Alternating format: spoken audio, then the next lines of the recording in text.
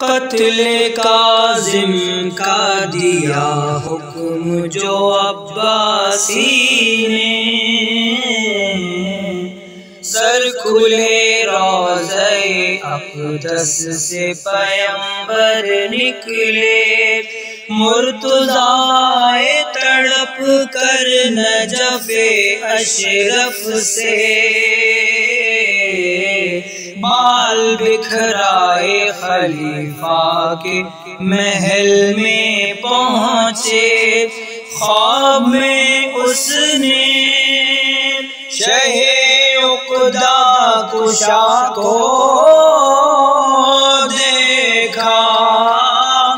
اور روتے ہوئے محبوب خدا کو دیکھا،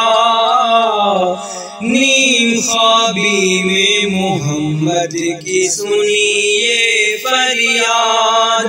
کیا یہی میری رسالت کا صلہ ہے جلاد، ہو چکا ظلم سے امت کے میرا گھر برباد، کب تک آخر یہ ستم جھیلے گی میری اولاد، راحتیں سارے زمانے کے لیے، رہ گئی آل میری ٹھوکریں کھانے کے لیے، ظلم کیا کیا میری زہرا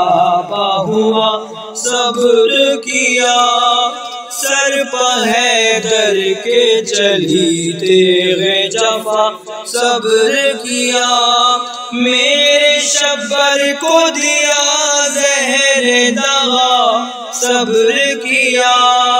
میرے شبیر کا سر کاٹ لیا، صبر کیا کیا اسی اجر کے قابل تھی ہدایت میری، سر بازار پھرائی گئی عطرت میری، تنگ و تاریک وہ حجرہ ہو محمد کا قمر، روشنی کا نہ جہاں دخل ہوا کا نہ گزر، کبھی ہوتی تھی نہ شام اور نہ آتی تھی سحر، کلفت شام کے زندان جفا سے بڑھ کر، وہاں ستم چند گرفتاروں پا بٹ جاتے تھے، یہاں سب ایک ہی قیدی پر ستم ڈھاتے تھے، بے کسی ان کی رقم کرتے ہیں یوں ابن حجر، زہر بیداد سے مارا گیا جانے شبر، 3 دن فرش پتڑ پائے محمد کا جگر، بیڑیاں پہنے ہوئے قید سے نکلا مر کر، کلمہ گو بیٹھے رہے دفن کو ہمال آئے، پل بغداد پلاشے کو یوں ہی ڈالائے، اور بھی حکم ستمگار سے ڈھایا یہ غضب، ایک تختے پر رکھا لاشیں